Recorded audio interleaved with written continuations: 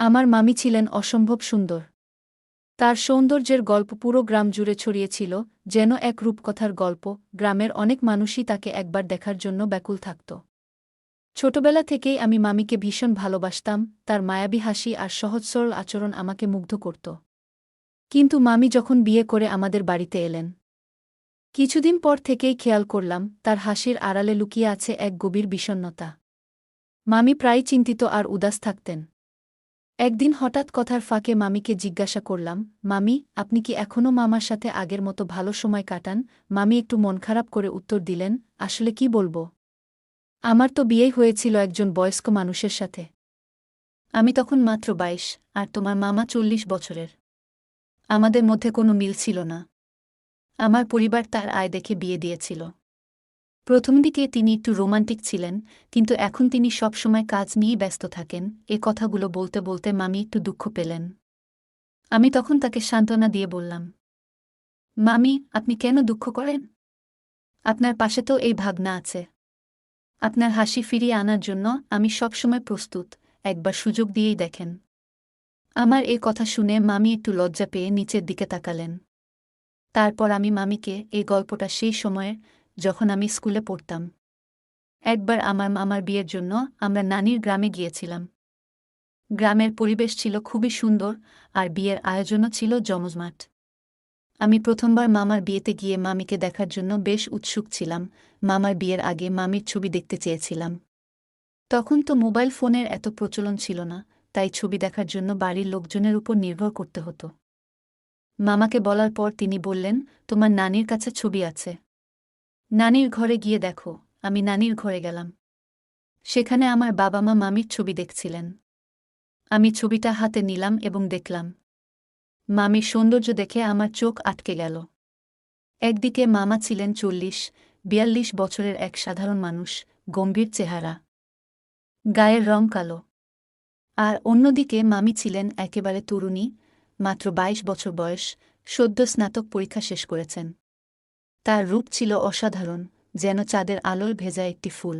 তার গায়ের রং এতটাই উজ্জ্বল ছিল যে তাকে দেখে মনে হচ্ছিল যেন দুধে এক ফোঁটা গোলাপি রং মিশিয়ে দিয়েছে। তখন আমার মনে অদ্ভুত অনুভূতি হচ্ছিল। মামার সঙ্গে মামির কোনো তুলনা হয় না ভেবে মনে একটু দুঃখও হচ্ছিল। তবে বিয়ের আনন্দ আর গ্রামের পরিবেশের সবার সঙ্গে মিশে সেই দুঃখ ভুলে গিয়েছিলাম। আমার মামার বিয়ের সময়কার ঘটনা এটি। আমাদের পরিবারের সবার মধ্যে তখন খুবই আনন্দের পরিবেশ। কারণ সবাই মনে করছিল যে আমাদের বাড়িতে এত সুন্দর এবং মার্জিত একজন বউ আসছেন। আমার মামি ছিলেন এমন সুন্দরী যে তাকে দেখে মনে হতো তিনি কোনো অপ্সরার মতো। আমার মামার বিয়ে দেরি হয়ে গিয়েছিল কারণ তার চেহারা তেমন আকর্ষণীয় ছিল না। কিন্তু তার জন্য এমন একটি মেয়ে বিয়ের পাত্রী হিসেবে ঠিক হলেন, যিনি অসাধারণ রূপবতী। তাকে দেখে আমি নিজেই অবাক হয়ে গেলাম এবং মনের মধ্যে এক ধরনের অদ্ভুত অনুভূতি কাজ করছিল। বিয়ের দিন ধীরে ধীরে এগিয়ে আসছিল। ৩ দিন পর সেই কাঙ্ক্ষিত দিন চলে এলো। আমাদের পরিবারের কয়েকজন সদস্য মামার সঙ্গে গাড়িতে বসে বিয়ের অনুষ্ঠানে যাচ্ছিলাম। আর বাকিরা বরযাত্রী নিয়ে অন্য গাড়িতে। সন্ধ্যার দিকে আমরা সবাই মামার হবু স্ত্রীর শহরে পৌঁছলাম। সেখানে আমাদের জন্য একটি চমৎকার ফার্ম হাউসে থাকার ব্যবস্থা করা হয়েছিল। জায়গাটি এতটাই সুন্দর ছিল যে মনে হচ্ছিল যেন কোনো রাজকীয় হোটেলে এসেছি। বিয়ের প্যান্ডেলটি ছিল খোলা আকাশের নিচে, যেখানে বিয়ের সমস্ত আয়োজন চলছিল। সন্ধ্যা নামতেই আমরা সবাই নাচতে গাইতে প্যান্ডেলে পৌঁছালাম। কিছুক্ষণ পর মামি তার বোন ও বান্ধবীদের সঙ্গে মালা নিয়ে আসলেন। তাকে সামনে থেকে দেখার পর আমার মনে হল তিনি ছবির চেয়েও অনেক বেশি সুন্দর। মনে হচ্ছিল আগের ছবিগুলো যেন ঠিকমতো তোলা হয়নি। তাকে সরাসরি দেখে আমার মনের মধ্যে কথার ভাষা হারিয়ে গেল। তার সৌন্দর্য যেন এক অদ্ভুত জাদুর মতো। পুরো বিয়ের অনুষ্ঠানটি আমাদের সবার জন্য একটি অবিস্মরণীয় অভিজ্ঞতা ছিল। আমার মামার বিয়ের সময় আমি তার সৌভাগ্য দেখে অবাক হয়ে যাচ্ছিলাম। তার বিয়ের আয়োজন এতটাই জমজমাট ছিল যে সবাই তার কপালের প্রশংসা করছিল। আমার মামা যেভাবে এমন একজন অসাধারণ রূপসী মেয়েকে জীবনের সঙ্গী হিসেবে পেয়েছিলেন, তা সত্যিই অবিশ্বাস্য মনে হচ্ছিল। আমি মনে মনে ভাবছিলাম, মামার কপাল এত ভালো হয় কিভাবে। মামার বিয়ে সম্পন্ন হল এবং বরযাত্রী নিয়ে মামিকে বাড়ি নিয়ে আসা হল। সবকিছু ঠিকঠাক চলছিল, কিন্তু সেই রাতটি ছিল বিশেষ। কারণ সেটি ছিল তাদের নতুন জীবনের সূচনার রাত। আমার ঘর মামার ঘরের ঠিক পাশেই ছিল। আমাদের ঘর দুটি মাঝখানে একটি পাতলা দেয়াল দিয়ে আলাদা করা ছিল। রাত গভীর হতে থাকল। আমি সারা রাত ঘুমোতে পারছিলাম না। মনটা খুব অস্থির ছিল। দেয়ালের দিকে কান লাগিয়ে কিছু শোনার চেষ্টা করলাম, কিন্তু দুর্ভাগ্যক্রমে কিছুই শুনতে পেলাম না।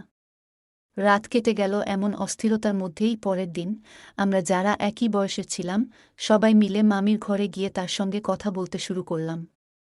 আমি খুব সহজেই সবার সঙ্গে মিশতে পারি, তাই মামির সঙ্গেও খুব দ্রুত মিশে গেলাম। তার সঙ্গে গল্প করতে করতে আমাদের মধ্যে একটি ভালো বন্ধুত্ব তৈরি হল। মামি হাসিমুখে আমার সঙ্গে কথা বলছিলেন, আর আমিও তাকে আমার মজার গল্প শোনাচ্ছিলাম। মামা তখন শহরের একটি গার্মেন্টস কারখানায় কাজ করতেন। বিয়ের পর মাত্র 2 দিনের ছুটি নিয়ে তিনি আবার কাজে ফিরে গেলেন। তার চলে যাওয়ার পর কয়েকদিন আমরা মামার বাড়িতে ছিলাম। তারপর সবাই আমাদের বাড়িতে ফিরে এলাম। সময় দ্রুত কেটে যাচ্ছিল। মামার বিয়ের কয়েক বছর পর মোবাইল ফোনের যুগ এসে গেল। আমিও তখন একটি ফোন কিনেছিলাম। ফোনের মাধ্যমে পরিবার এবং আত্মীয়স্বজনদের সঙ্গে কথা বলার সুযোগ বাড়তে থাকল। ততদিনে মামি এবং মামা শহরে চলে গিয়েছিলেন এবং তাদের 2টি সন্তানও হয়েছিল। যখনই আমার মা মামামামির সঙ্গে ফোনে কথা বলতেন, আমিও তাদের সঙ্গে কথা বলতাম। মামি আমাকে কখনো ভুলতেন না। এরপর সময় আরও কেটে গেল। আমি কলেজে ভর্তি হলাম এবং পাশাপাশি ইন্টার ক্লাসের কোচিং দেওয়া শুরু করলাম। এটি আমার জীবনের প্রথম উপার্জন ছিল। প্রথম উপার্জনের টাকা দিয়ে আমি একটি অ্যান্ড্রয়েড ফোন কিনলাম। সেই দিনটি আমার জন্য ছিল খুবই আনন্দের। কারণ এর আগে আমাদের বাড়িতে অ্যান্ড্রয়েড ফোন ছিল না। নতুন ফোন কিনে তাতে ইন্টারনেট চালু করলাম এবং নিজের ইচ্ছাগুলো পূরণ করার চেষ্টা করতে লাগলাম। একদিন কলেজে বসে হঠাৎ মামির কথা মনে পড়ল। সঙ্গে সঙ্গে তাকে ফোন করলাম। ফোন ধরতেই ওপার থেকে মামির কণ্ঠস্বর ভেসে এলো, হ্যালো, কে বলছেন? আমি পরিচয় দেওয়ার সঙ্গে সঙ্গেই তিনি আনন্দিত হয়ে বললেন, ওহ, তুমি কেমন আছো? আজ এতদিন পর হঠাৎ মনে পড়ল। আমি হাসি দিয়ে বললাম, না মামি, এমন কিছু নয়। আমি তো সবসময় আপনার সঙ্গে কথা বলি। আসলে কিছুদিন আগে একটি নতুন ফোন কিনেছি, তাই ভাবলাম এই নম্বর থেকে আপনাকে ফোন করি। মামি হাসি মুখে বললেন, ওহ, দারুণ ব্যাপার। নতুন ফোন কে কিনে দিল? আমি উত্তরে বললাম, মামি, এটা আমি নিজেই কিনেছি আমার উপার্জনের টাকায়। এরপর আমি মামিকে আমার কোচিংয়ের কথা বললাম। তিনি খুব খুশি হলেন এবং আমাকে আরও উৎসাহ দিলেন। আমিও তাদের সন্তানদের এবং মামার কথা জানতে চাইলাম। মামি বললেন, তোমার মামা অফিসে গেছেন আর বাচ্চারা স্কুলে। ছেলেটা এখন প্রায় 4 বছরের আর মেয়েটা মাত্র 1 বছরের। এরপর থেকে আমরা প্রতিদিনই প্রায় আধা ঘন্টা কথা বলতাম। আমি তখন কলেজে থাকতাম আর মামি বাড়ির কাজ সামলাতেন। সময়ের সঙ্গে সঙ্গে মামির সঙ্গে আমার কথোপকথন অনেক বেড়ে গিয়েছিল। কাজ শেষ হলে তিনি আমাকে একটি মিসড কল দিতেন, আর আমি সুযোগ পেলেই তাকে কল করতাম। এইভাবে আমাদের মধ্যে কথোপকথনের অভ্যাস তৈরি হল। ধীরে ধীরে আমাদের মধ্যে বেশ খোলামেলা এবং মজার আলাপ শুরু হল। একদিন মামি হেসে জিজ্ঞাসা করলেন, তোমার কলেজে কত মেয়ে বন্ধু আছে? আমি মজা করে বললাম, কোথায় মামি, আমার কোনো গার্লফ্রেন্ড নেই। থাকলে কি আমি আপনার সঙ্গে এত কথা বলতাম? মামি এই কথায় হাসতে হাসতে বললেন, তাহলে কি আমাকে গার্লফ্রেন্ড ভেবে কথা বলো? আমার মনে হয়েছিল উত্তর দিই, হ্যাঁ মামি, আমি তো অনেকদিন থেকেই আপনাকে গার্লফ্রেন্ড বানাতে চাইছি, কিন্তু আমি সেরকম কিছু বলিনি। তবে এরপরে মামি আমার সঙ্গে আরও বেশি খোলামেলা হয়ে কথা বলতে শুরু করলেন এবং আমিও তার সঙ্গে বেঁধে মজা করতে লাগলাম।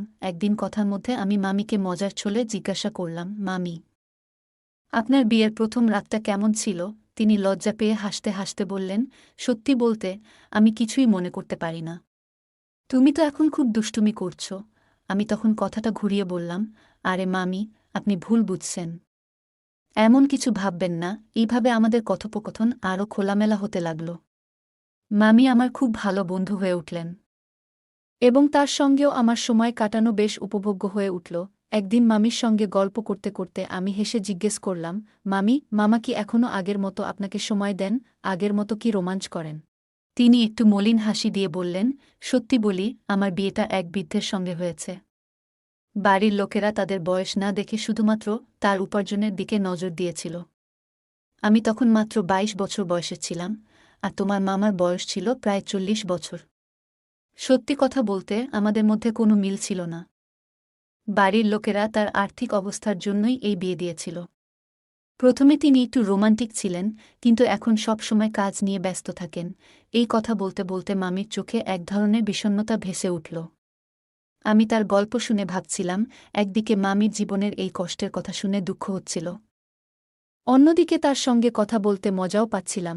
আমি তাকে জিজ্ঞেস করলাম, আপনার বিয়ের আগে কি কেউ আপনাকে পছন্দ করত?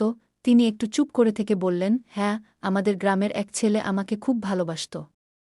সে আমাকে বিয়ে করতে চেয়েছিল, কিন্তু আমার পরিবার রাজি হয়নি। তারা বলেছিল, অন্য কাস্টের মধ্যে বিয়ে হবে না। আমি মজা করে বললাম, তাহলে আপনি সেই সময় বাড়ির সঙ্গে ঝগড়া করেননি কেন? তিনি দীর্ঘশ্বাস ফেলে বললেন, ইচ্ছে করলেও সেই সাহস আমার ছিল না। যদি করতাম তাহলে হয়তো আজ আমার জীবন অন্যরকম হতো। আমাদের কথাবার্তার ফাঁকে মামি আরও বললেন, তুমি তো আমার বয়সের কাছাকাছি। তোমার মতো একজনের সঙ্গে আমার জীবনটা অনেক সহজ হতো। তার কথায় যেন এক আক্ষেপ ঝরে পড়ছিল। আমি তাকে শান্ত করে বললাম, মামি, আপনাকে যদি একজন ভালো বন্ধুর মতো কিছু বলি, শুনবেন? তিনি বললেন, হ্যাঁ, বলো। আমি বললাম, আপনার আশেপাশে ভালো কাউকে খুঁজে দেখুন, যে আপনাকে একটু সুখ দিতে পারে। তিনি ভয় পেয়ে বললেন, না না, এভাবে কিছু হবে না। যদি তোমার মামা জানতে পারেন, তাহলে তো বড় ঝামেলা হয়ে যাবে। কথা এখানেই শেষ হয়নি। এরই মধ্যে একদিন মামি জানালেন, মামা তাদের শহরের চাকরি ছেড়ে দিয়েছেন এবং গ্রামের দিকে ফিরে যাচ্ছেন।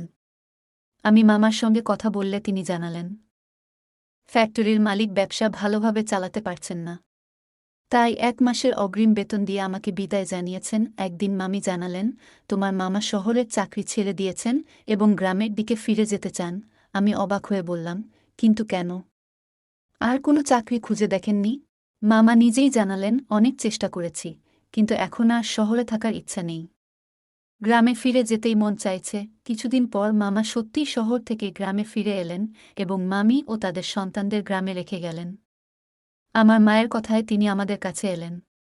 আমার বাবা তার পরিচিত এক গার্মেন্টস দোকানের মালিকের সঙ্গে কথা বলে মামার জন্য একটি চাকরির ব্যবস্থা করলেন। চাকরি পাওয়ার পর মামার জীবন আবার একটু স্বাভাবিক হল। তিনি আমাদের বাড়ি থেকেই কাজ করতে শুরু করলেন। এই সময় মামি প্রতিদিন রাতে আমার সঙ্গে ফোনে কথা বলতেন। অনেক সময় তিনি মামার খবরও আমার কাছ থেকেই জেনে নিতেন। এক রাতে প্রায় রাত 2টা বাজে, আমি আর মামি ফোনে কথা বলছিলাম। চারপাশ একদম শান্ত। আমি মামিকে জিজ্ঞেস করলাম, আপনি আমার কাছ থেকে মামার খবর নেন কেন? সরাসরি তার সঙ্গেই তো কথা বলতে পারেন। মামি একটু হেসে বললেন, তোমার মামার তো কখনোই সময় থাকে না, তাই আমি তোমার সঙ্গেই আমার সব কথা বলি। এতে মনটা হালকা হয়। আমি মজা করে জিজ্ঞেস করলাম, আপনার রাতগুলো কিভাবে কাটে? মামি একটু বিষণ্ণ সুরে বললেন, তোমার মামা তো এখানে নেই। রাতগুলো কেমন কাটছে সেটা তুমি বুঝতেই পারছ। তিনি আরও যোগ করলেন, তুমি বলো, তোমার রাতগুলো কিভাবে কাটে? আমি হেসে বললাম, আমি তো সিনেমা দেখি, মাঝে মাঝে গান শুনি। আর আজ তো আপনার সঙ্গে গল্প করছি। মামি হেসে বললেন, তাহলে আজ আর কোনো প্রোগ্রাম করনি? আমি বললাম, আপনার সঙ্গে কথা বলার জন্য আজ সব প্রোগ্রাম বাদ দিয়েছি। মামি হেসে বললেন, তুমি খুব মজার ছেলে। আমার সময়গুলোও যদি এমন কাতো। মামি একদিন ফোনে আমাকে বললেন, তুমি যদি কারো সঙ্গে মিশতে চাও, তাহলে নতুন কাউকে সুযোগ দাও। আমি হেসে বললাম, মামি, আমার মন তো শুধু আপনাকেই পছন্দ করে। মামি এই কথা শুনে একটু থেমে হাসলেন। তারপর বললেন, তোমার কি মনে হয় আমার এটা বুঝতে বাকি আছে? আমরা দুজনেই হাসতে হাসতে কথা শেষ করলাম এবং একে অপরকে শুভরাত্রি জানিয়ে ঘুমিয়ে পড়লাম। 2 দিন পর মামার প্রথম মাসের বেতন হাতে এলো। তিনি সেটা আমার মায়ের হাতে তুলে দিতে চাইলেন, কিন্তু মা তাকে বোঝালেন, এখানে তো তুমিই আছো, এবার তোমার পরিবারকেও এখানে নিয়ে আসো। বাচ্চাদের স্কুলে ভর্তি করাতে হবে, তাদের ভবিষ্যতের জন্য ভালো হবে। এই কথা শুনে মামা কিছুক্ষণ চুপচাপ রইলেন। বাইরে বেরিয়ে গেলেন এবং নিজের মনে কিছু একটা ভাবলেন। তার যাওয়ার পর আমার বাবা আমার মায়ের উপর একটু বিরক্তি প্রকাশ করলেন। বাবা বললেন, একদিকে তো মামা এখানে আছেন, তার উপর পুরো পরিবারকে এখানে আনতে বলছ। এটা আমাদের উপর বোঝা হয়ে দাঁড়াবে। বাবা কিছুটা বিরক্ত হলেও মায়ের কথায় কোনো প্রতিবাদ করলেন না। মামা বিষয়টা বুঝতে পেরেছিলেন। তিনি সিদ্ধান্ত নিলেন যে বেশি দিন এখানে থাকা ঠিক হবে না। কয়েক দিনের মধ্যেই তিনি একটি ফ্ল্যাট ভাড়া নিলেন। পরের মাসেই তিনি মামি এবং তাদের সন্তানদের নিয়ে সেখানে উঠে গেলেন। এভাবেই মামার নতুন জীবনের সূচনা হল। তবে মামি মাঝে মাঝে আমাকে ফোন করতেন এবং তাদের জীবনের বিভিন্ন কথা শেয়ার করতেন। মামা তার পরিবার নিয়ে নতুন ভাড়া করা ফ্ল্যাটে উঠে গেলেন।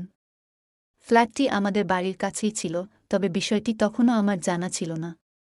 মা মামাকে বোঝানোর চেষ্টা করেছিলেন, যখন আমাদের বাড়ি আছে তখন আলাদা ফ্ল্যাট নেওয়ার কি দরকার। মামা উত্তরে বলেছিলেন, না দিদি, দিল্লিতেও তো আমি ভাড়ার বাড়িতে থাকতাম, এতে কোনো সমস্যা হবে না। মামার কথার পর মা আর কিছু বলেননি। দুদিন পরে মামি আমাদের বাড়িতে এলেন। তাকে দেখে আমার মন আনন্দে ভরে উঠল। আমরা দুজন একে অপরকে দেখে মুচকি হাসলাম।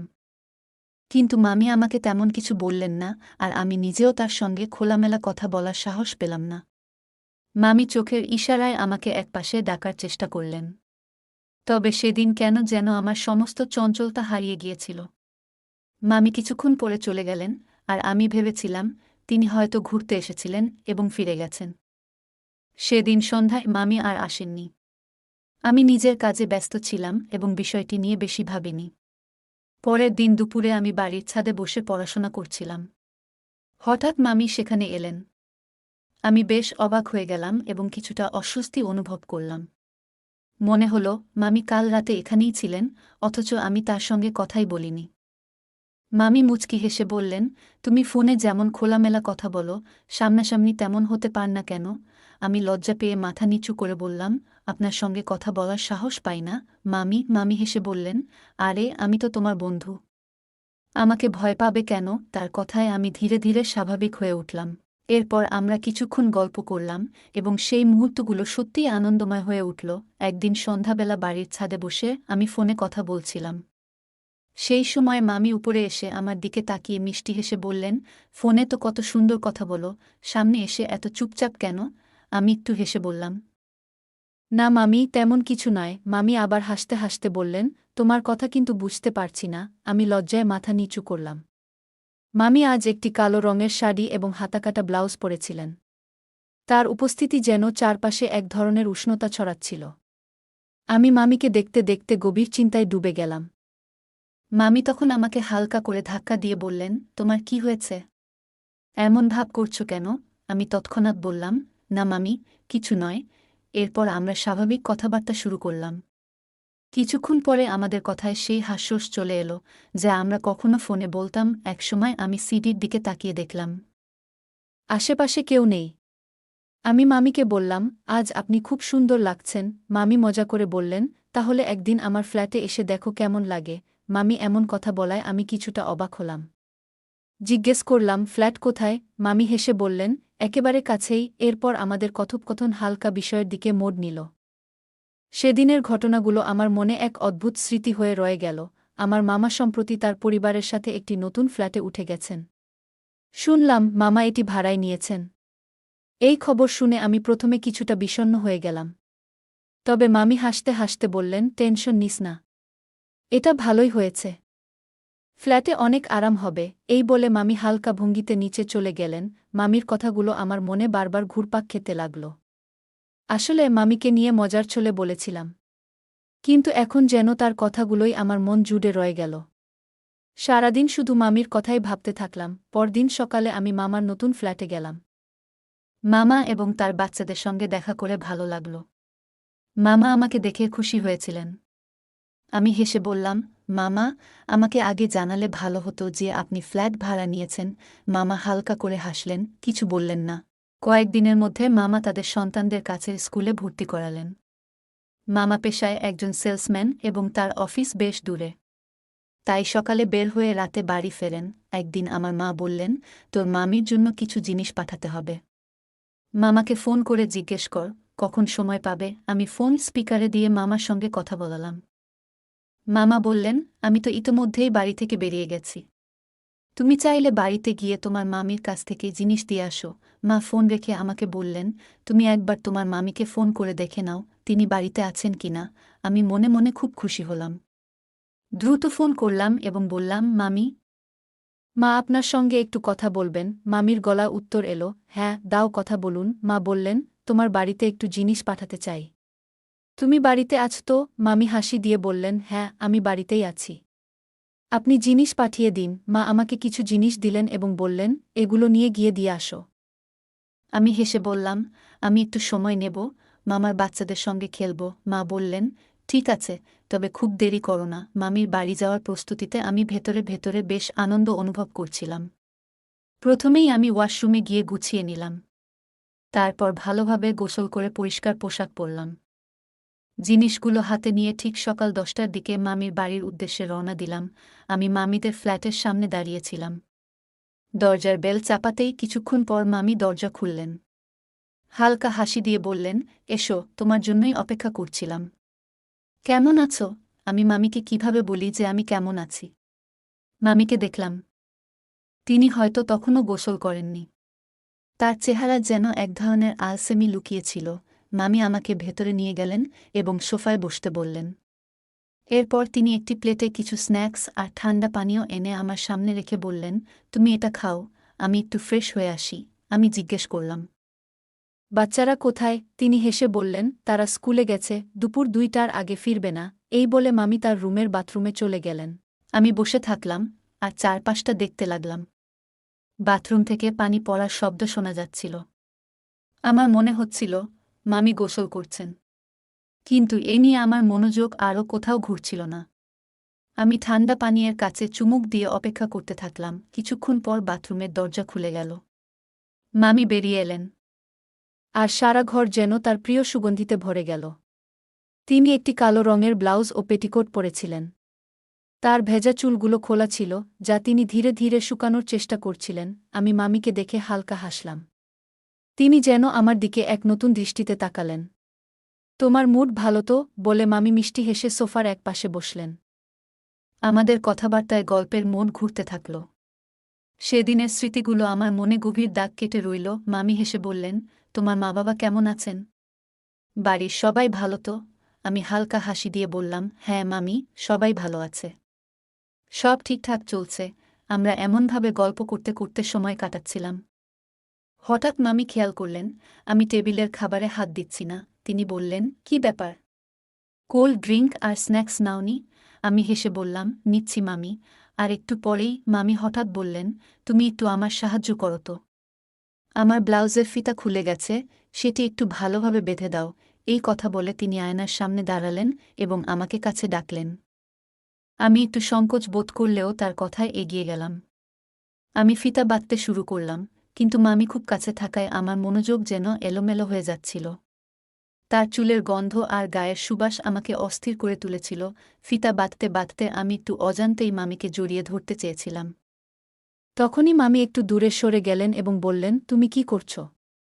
এমন আচরণ করা ঠিক নয়। আমি কিছুটা লজ্জিত হয়ে বললাম, মামি, আমার কোনো খারাপ উদ্দেশ্য ছিল না। মামি বললেন, আমি তোমার কাছে এসব আশা করিনি। তারপর একটু থেমে বললেন, তোমার ভালো থাকাটাই আমার কাছে গুরুত্বপূর্ণ। আমি বুঝতে পারলাম আমার আচরণ নিয়ে আমাকে আরও সতর্ক হতে হবে। সেদিনের ঘটনার পর আমি নিজেকে নিয়ন্ত্রণে রাখার প্রতিজ্ঞা করলাম। মামি বললেন, তুমি আমাকে যেভাবে অনুভব করছো, আমি সেভাবে তোমার প্রতি কখনো ভাবিনি। আমি তোমার মামার স্ত্রী, আর এই সম্পর্কের প্রতি আমার দায়িত্ব ও শ্রদ্ধা রয়েছে। তোমার মামা হয়তো আমার থেকে অনেক বড়, কিন্তু তিনি আমার জীবনসঙ্গী। আমি তাকে কখনোই ধোঁকা দিতে পারি না। তারপর মামি বললেন, তোমার প্রতি আমার ভালোবাসা সবসময় বন্ধুত্বের ছিল। কিন্তু আমি কখনো চাইনি তুমি ভুল বোঝ। আমি বলেছিলাম, তোমার নিজের জন্য একজন জীবনসঙ্গিনী খুঁজে নাও, যাকে তুমি ভালোবাসতে পারো। আমি মামিকে বললাম, কিন্তু মামি, আমি আপনাকেই ভালোবাসি। মামি শান্তভাবে উত্তর দিলেন, শুনো, যদি আমাদের মধ্যে কোনো সম্পর্ক তৈরি হয়, সেটি সমাজে গ্রহণযোগ্য হবে না।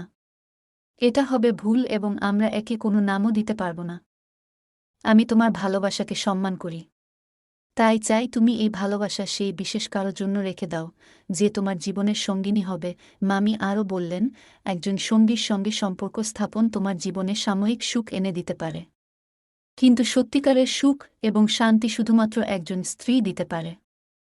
এই বিষয়টি তুমি একদিন বুঝবে। মামি যা বললেন তা আমার মনের মধ্যে গভীরভাবে দাগ কেটে গেল। আমি তার কাছে ক্ষমা চাইলাম। তিনি হেসে বললেন, ক্ষমা চাওয়ার দরকার নেই। হয়তো আমার দিক থেকে ভুল হয়েছে। তোমার সঙ্গে বন্ধুত্বপূর্ণ সম্পর্ক রাখতে গিয়ে আমি সীমার বাইরে চলে গিয়েছিলাম। ভবিষ্যতে আমি নিজেও এই ভুল করব না।